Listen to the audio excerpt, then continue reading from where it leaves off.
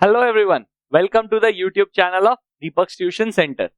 कल CISCE council ने sample papers release कर दिए हमारे सेमेस्टर 1 के एग्जाम के लिए।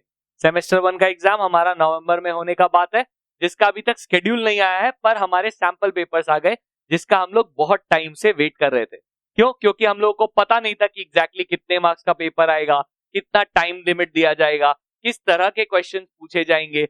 सब MCQ एग्जाम है, ऑनलाइन है, बट स्टिल तो हम लोग देखते हैं कि हम लोग का सैंपल पेपर्स में क्या डिटेल्स है जो आपको जानना जरूरी है। सबसे पहला कि हमारा जो सेमेस्टर 1 का एग्जाम है, उसके सारे पेपर्स के सैंपल पेपर्स अभी तक रिलीज नहीं किए गए हैं। जैसे कि इंग्लिश लिटरेचर लैंग्वेज का रिलीज कर दिया गया है, मैथ्स अकाउंट्स रिलीज कर दिया है, ज्योग्राफी साइकोलॉजी बायोलॉजी तो सब में से थोड़ा थोड़ा रिलीज किया है। साइंस का 1, आर्ट्स का 2, मैथ्स कॉमर्स के 2-3, तो उस तरीके से सबका रिलीज किया गया और जो कॉमन सब्जेक्ट्स है उनका रिलीज किया गया। अभी भी काफी सारे पेपर्स बाकी है जिनका रिलीज होगा और टाइम पे आ जाएगा। अगर हम लोग डेप्थ में घुसे तो हम लोग देखेंगे कि हमारा जो सारा पेपर्स है कॉमर्स स्टूडेंट्स के लिए, सारा पेपर्स 80 मार्क्स का है, मतलब फुल मार्क्स का एग्जाम है।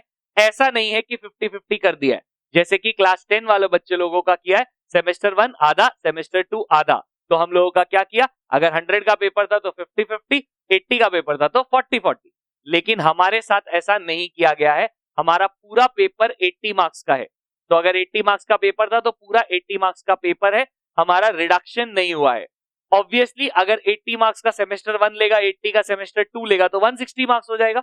तो 80 को बाद में स्केल डाउन कर दिया जाएगा कि अगर आपका 80 में सपोज 70 आया है तो 40 में कितना, तो यूनिटरी मेथड लगा के उसको स्केल डाउन कर दिया जाएगा और 40 पे ले आएंगे।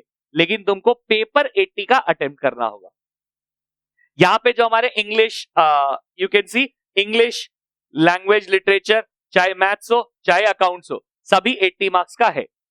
सो basically you have to attempt the full paper in half the time. Obviously ये बहुत डिफिकल्ट साउंड कर रहा है, लेकिन उतना डिफिकल्ट है नहीं।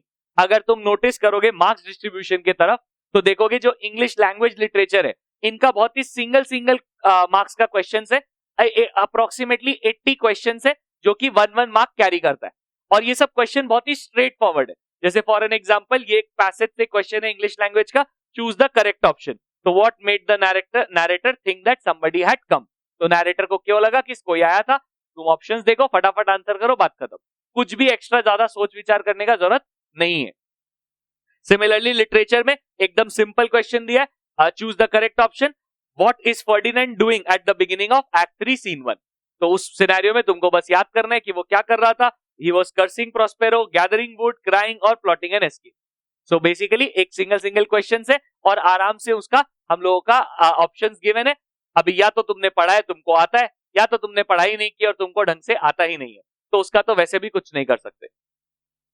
हमारा जो प्रैक्टिकल सब्जेक्ट्स है वहां पे सारा प्रॉब्लम होता है, क्योंकि मैथ्स अकाउंट्स इनमें हम लोग को सम सॉल्व करना पड़ता है। तो वैसे सिनेरियो में हम लोगों के लिए बहुत डिफिकल्टी आता है। तो इसमें हम लोग नोटिस करेंगे कि हमारा जो मैथ्स है, मैथ्स में हम लोगों का हर क्वेश्चन 2-2 मार्क्स का है। तो बेसिकली टोटल 80 क्वेश्चन है ही नहीं, 40 क्वेश्चन है। तो 40 क्वेश्चन 2-2 मार्क्स का है, वही 40 क्वेश्चन 1-1 मार्क का दे देता, क्या ही फर्क पड़ा। तुमको तो 40 क्वेश्चन अटेम्प्ट करना है इन हाफ द टाइम, तो 1.5 आवर में तुमको अपना 40 क्वेश्चंस अटेम्प्ट करना है। ऑब्वियसली थोड़ा सा ज्यादा डिफिकल्ट होगा दैन जैसा कि हो सकता था अगर 40 क्वेश्चन 1-1 मार्क का होता तो वो 1-1 मार्क के लेवल का होता। लेकिन यहाँ पे कोई बहुत ज्यादा डिफिकल्टी नहीं है। मैंने पेपर देखा है, सैंपल पेपर का स्टैंडर्ड तो बहुत हाई नहीं है।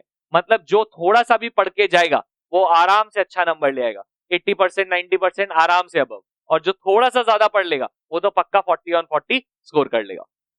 और जो अकाउंट्स है वहां पे भी ऐसा ही किया है, एक क्वेश्चन 2-2 मार्क्स का है। तो उसके अकॉर्डिंगली हम लोग का जो पेपर बनेगा वो 40 क्वेश्चंस का बनेगा और उसके अकॉर्डिंगली तुमको उसको 1.5 आवर में सॉल्व करना है। क्या सारा क्वेश्चन सिंगल है? नहीं। एक्चुअली जो हमारे टाइप ऑफ एमसीक्यूज है वो 2 वैरायटी के। पहला जो वैरायटी है उसको हम लोग बोलते हैं स्टैंड अलोन टाइप एमसीक्यूज। इसमें सिंगल क्वेश्चन होते हैं, एक क्वेश्चन जिसका ना आगे ना पीछे कोई लिंक नहीं है।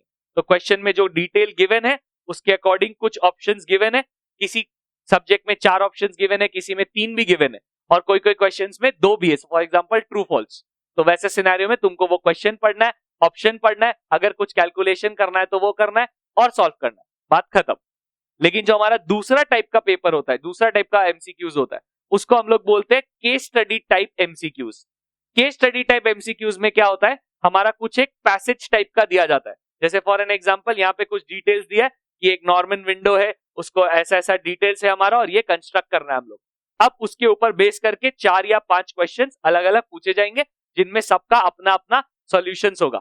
ऑब्वियसली ये हो सकता है कि जो सेकंड क्वेश्चन है उसका फर्स्ट क्वेश्चन से लिंक हो, दैट इज पॉसिबल कि फर्स्ट क्वेश्चन का जो आंसर निकाला उसी को यूज करके तुमको सेकंड क्वेश्चन सॉल्व करना हो, दैट इज एक्सेप्टेबल। तो अगर फर्स्ट रॉन्ग हो गया तो ऑटोमेटिकली सेकंड भी रॉन्ग हो जाएगा। दुख का छोटा सा बात यही है कि सारा क्वेश्चन कंपलसरी है, कोई ऑप्शन ही नहीं दिया हम लोग को। ऐसा भी नहीं कि 5 क्वेश्चन 4 कर लो, कुछ नहीं, जितना पेपर पे दिया है सब कर लो। बट घर बैठ के ऑनलाइन एग्जाम देना है, वो भी एमसीक्यू, क्या ही करोगे तुम ऑप्शंस का। यहां पे एंटी चीटिंग मेजर्स,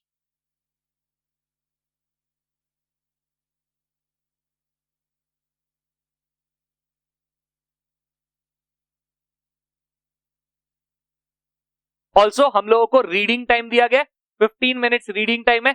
आधा पेपर तो तुम्हारा वहीं सॉल्व हो जाएगा, क्योंकि जो फटाफट स्टैंड अलोन क्वेश्चंस है उनको तुम वहां कर सकते हो, या केस स्टडी वालों को वहां कर सकते हो। लेकिन स्पेसिफिकली मेंशन किया गया है, अगर तुम थोड़ा डिटेल में देखोगे तो बेस हम लोग को दिया है कि 15 minutes are allowed only for reading the paper. ऐसे सिनेरियो में तुमको पेन भी चलाना अलाउड नहीं होगा। अब ये तो सब डिपेंड करता है कि कितना स्ट्रिक्ट एग्जाम है। अगर बहुत ही लूज एग्जाम्स हुआ तो कोई बड़ा कहानी नहीं है, वैसे ज्यादा स्ट्रिक्टनेस नहीं हुआ तो, जैसे तुम्हारा स्कूल का एग्जाम्स हो रहा है। लेकिन क्योंकि बोर्ड्स है तो वैसे सिनेरियो में इनका स्ट्रिक्टनेस बनता है। तो ऐसे स्ट्रिक्ट एग्जाम्स के सिनेरियो में हो सकता है कि तुमको वो 15 मिनट्स में सिर्फ तुम रीड कर सको। अगर तुम कुछ ओरल कैलकुलेशंस करके किसी का आंसर निकाल पाते हो तो वेल एंड गुड है, कोई दिक्कत वाला कहानी नहीं है। लेकिन अगर तुम वो नहीं कर पाते हो तो वैसे सिनेरियो में तुमको पेन चलाते हुए अगर पकड़ लिया, अगर वहां पे प्रॉक्टर बेस्ड है तो वहां पे क्या होगा, आपका पेन वेन चलाओगे, तुम सॉल्व वॉल्व करोगे तो पकड़ लेगा। तो वहां पे अलाउड नहीं है, तुमको सिर्फ देख देख के रीडिंग करना है और कुछ नहीं कर सकते। ऑब्वियसली ये डिसएडवांटेज है, क्योंकि यही अगर मैं स्कूल में जाके एग्जाम दे रहा होता तो वहां पे मैं एटलीस्ट अपना रफ वर्क कर सकता था, उसमें कोई टीचर कुछ बोलता नहीं है, पेंसिल से कुछ करो कोई दिक्कत नहीं है। रीड करते करते अगर मेरे को कोई पर्टिकुलर आंसर मिल गया तो मैं उसको पॉइंट कर देता, कुछ भी मार्क कर देता छोटा सा जो टीचर को नजर नहीं आता, तो एटलीस्ट मेरा आंसर हो जाता। लेकिन अब यहाँ पे वो ऑप्शन नहीं रहा हमारे पास, तो बहुत ध्यान रखना पड़ेगा जब रीडिंग टाइम में लिखना मत स्टार्ट कर देना। ऑब्वियसली क्योंकि तुम घर पे बैठ के एग्जाम दे रहे हो, ऑनलाइन एमसीक्यू, तो कुछ तो एंटी चीटिंग मेजर्स निकालेगा, लेकिन वो अभी तक हम लोगों को पता नहीं है कि क्या एग्जैक्टली एंटी चीटिंग मेजर्स निकालेगा। तो यहाँ पे कुछ टीचर्स बोल रहे हैं कि हो सकता है तुमसे रफ वर्क मांगे, तो जो भी क्वेश्चन का तुम आंसर कर रहे हो, टिक द करेक्ट आंसर, उसमें तुमने क्या रफ वर्क किया है। अभी रफ वर्क का प्रॉब्लम ये है, सपोज एक पर्टिकुलर क्वेश्चन है, उसका एग्जैक्टली सेम वैरायटी या हो सकता है सेम ही क्वेश्चन तुमने पहले किया था, सोचो सुबह ही किया था, लकी तुम्हारा लक, एक क्वेश्चन तुमको ऐसा मिल गया जो कि एग्जैक्टली सेम मिल गया। वैसे सिनेरियो में अगर तुमको उसका डायरेक्ट आंसर आता है तो तुम तो सीधा टिक करोगे, रफ वर्क का तो कोई नेसेसिटी नहीं है। कोई कैलकुलेशन है जो कि बड़ा है बट तुमने वो कैलकुलेशन किया है, या फिर तुम्हारे में वो कैपेबिलिटी है कि तुम उसको मेंटली कर सकते हो, कैलकुलेटर तो है ही हमारे पास, तो वैसे में कैलकुलेशन भी हम लोग कैलकुलेटर पे ही करेंगे। तो फिर वैसे सिनेरियो में हम लोग एग्जैक्टली क्या दिखाएंगे, काफी सारा ऐसा सम्स होता है जो कि पूरा पूरा कैलकुलेटर पे हो जाता है, तो वैसे सम्स में तो कोई रफ वर्क आएगा नहीं। अभी ये बहुत डाइसी हो जाएगा। अगर प्रॉपर रफ वर्क मतलब प्रॉपर रिटन वर्क चाहिए तो वैसे सिनेरियो में बहुत दिक्कत आएगा, क्योंकि पूरा पेपर फिर लिखना ही पड़ जाएगा। तो काफी टीचर्स बोल रहे हैं रफ वर्क का, लेकिन कोई गारंटी नहीं है। मुझे नहीं लगता कि ऐसा कुछ रफ वर्क का क्राइटेरिया रखेगा, बट जो भी होगा वो आगे सर्कुलर्स रिलीज कर देगा, जिससे हम लोग को पता चल जाएगा।